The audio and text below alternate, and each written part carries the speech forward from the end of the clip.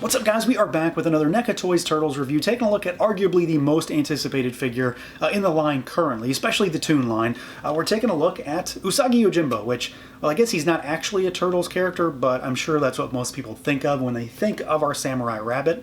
Now, this guy, as of this recording, has not hit Target. Pre-orders from NECA have not shipped. I did go the China route and got him off AliExpress. I did pay the price a little bit because my box looked like someone has, like, body slammed it. So, you know, there's that caveat when you go that route, but I'm still really excited for this guy. I mean, I want what's in the box, not just the box itself. He does come in that sort of deluxe ultimate style packaging that we see for the single release figures. So you've got that VHS style artwork on the front with the, you know, FHE NECA logo down there on the bottom, and then the back has got artwork reminiscent of his episode, a little bit of a bio, and then you've got some product shots there. It's an ultimate style box, of course, though, like I said, so it's got the flap, so you can pop it open. Big product shot here on the inside, and then you've got your figure there with all of his accessories there in that big window. So if you have a decent looking box, presentation is pretty cool. So let's do it. Let's pull them out and take a look.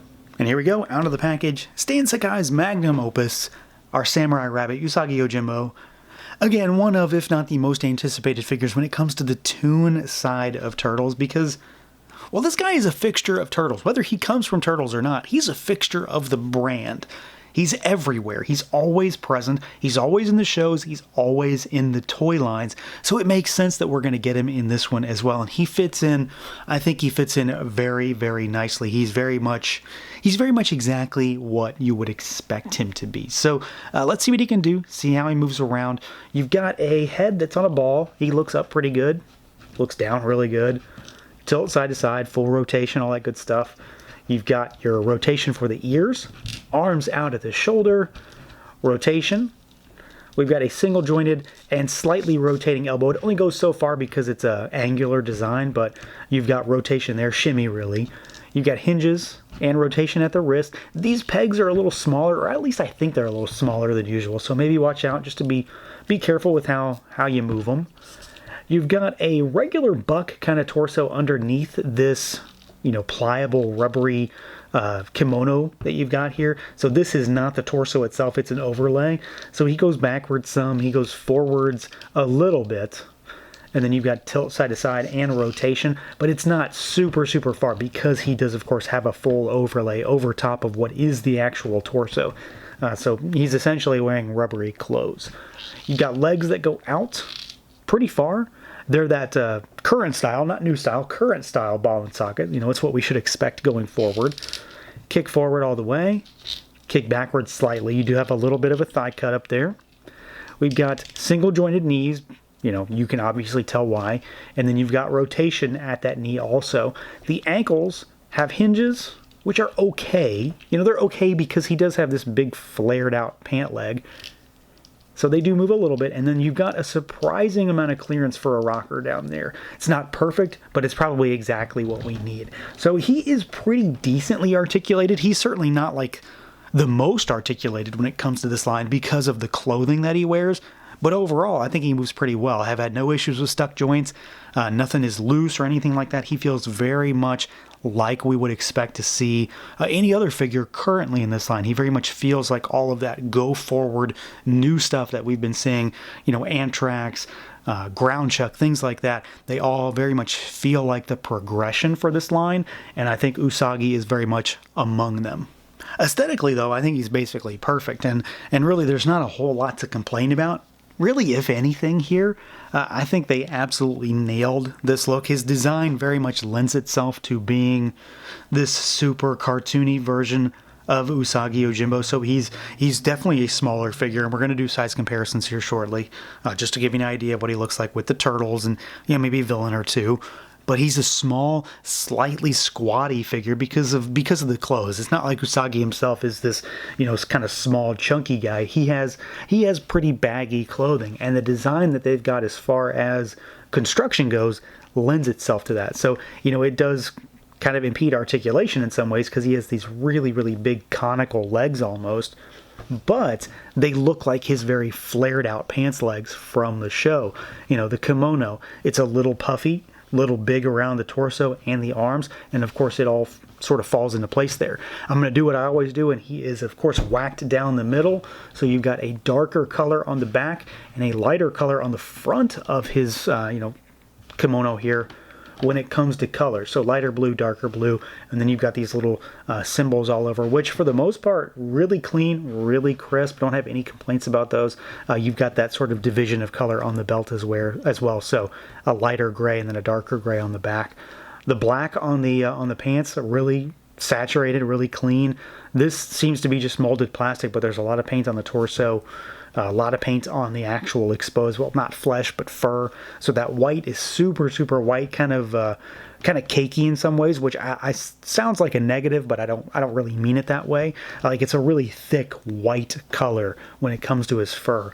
And then, of course, you've got his very telltale samurai sort of, shoe footwear down there, which looks really good. And it just sort of breaks him up a little bit too.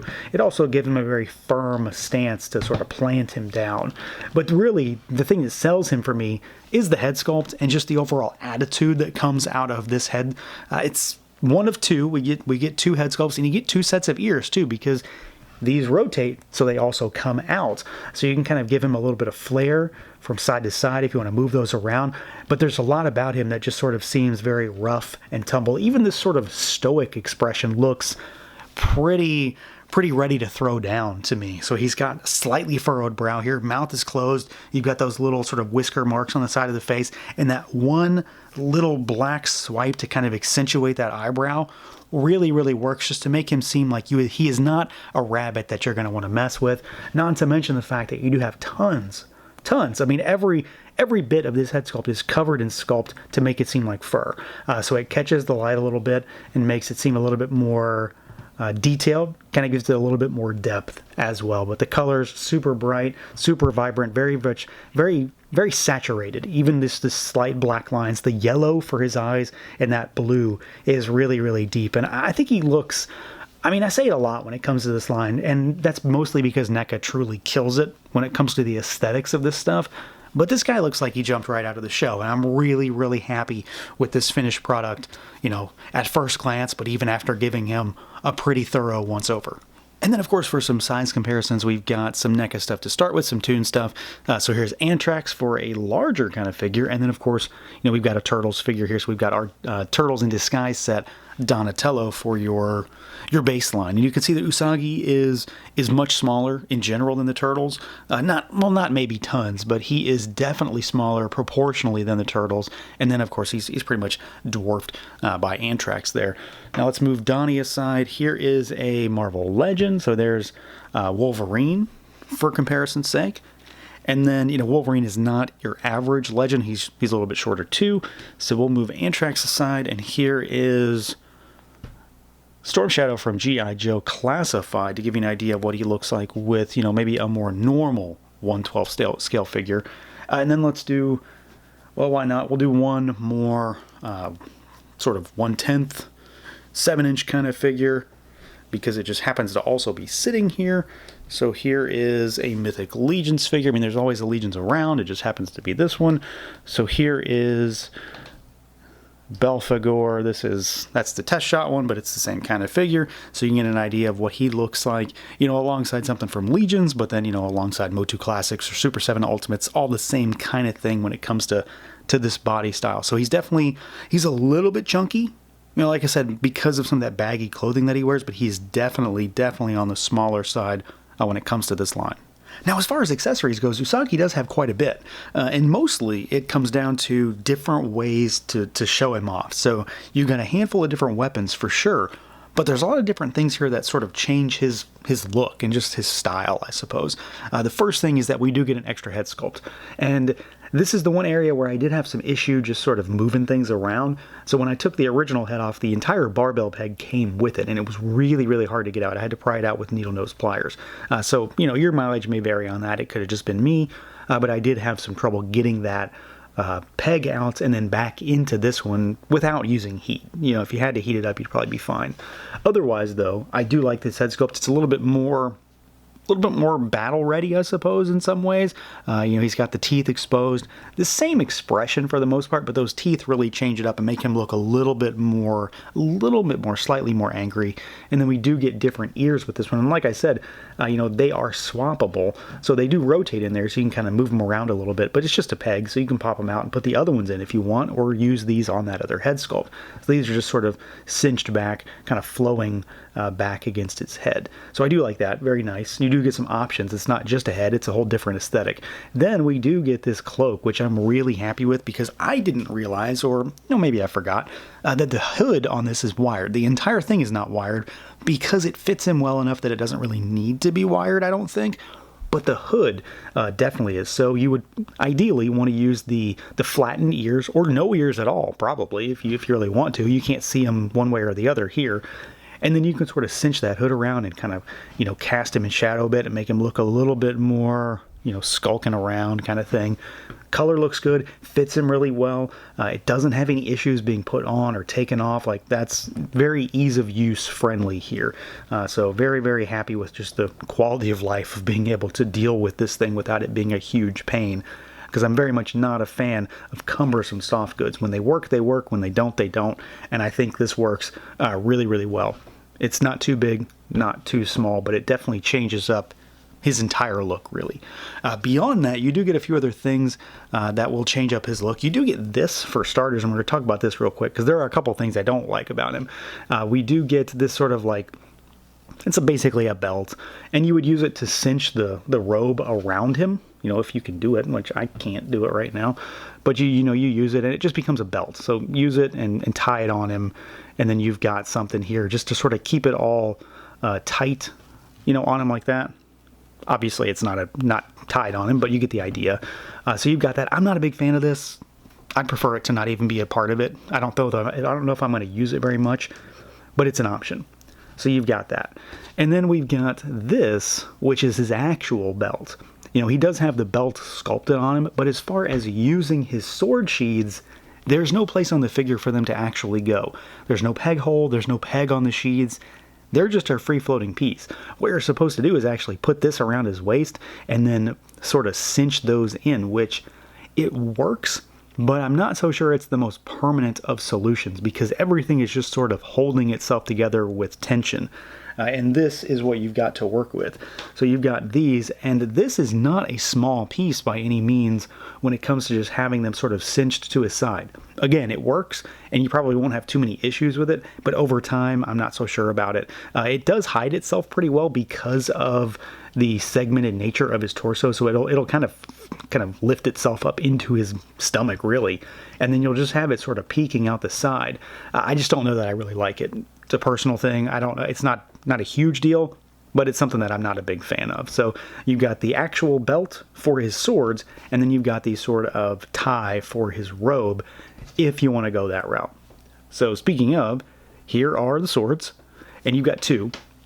You got a long one and you got a short one. They're basically the same, it's just a size difference. So you kind of got that sort of cell-shaded style paint job, so it's all very flat, nothing metallic, but it looks really good.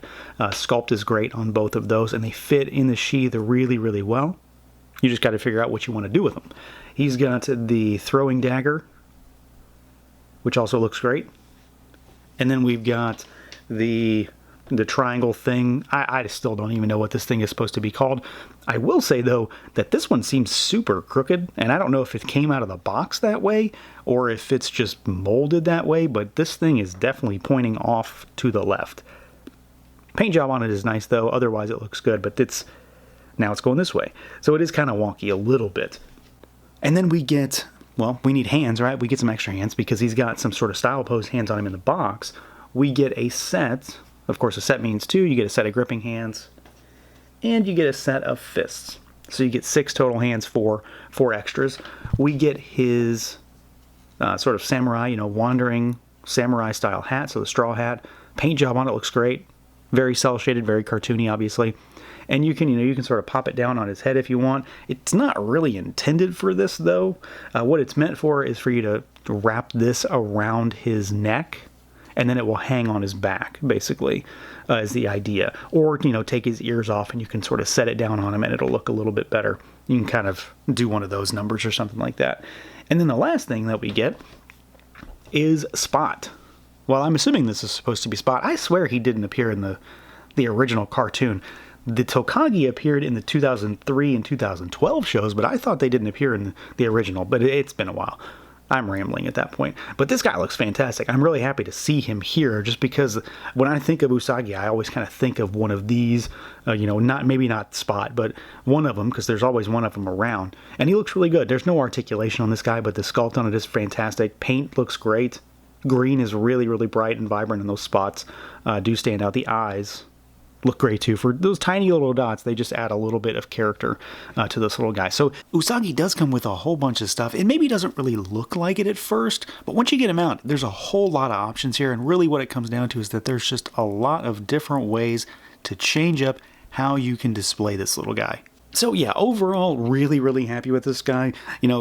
Weird shipping practices and bashed up packaging aside, I am very happy that I kind of went outside and got this guy a little bit early, because frankly, he is easily one of the better figures in the entirety of the TOON Turtles line.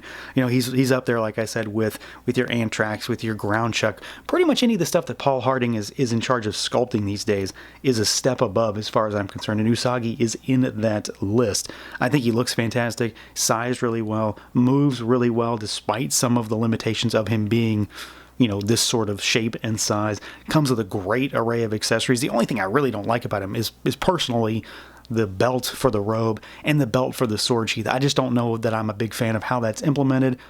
Not a huge thing. I probably just won't use it, and he'll be just as cool no matter what anyway.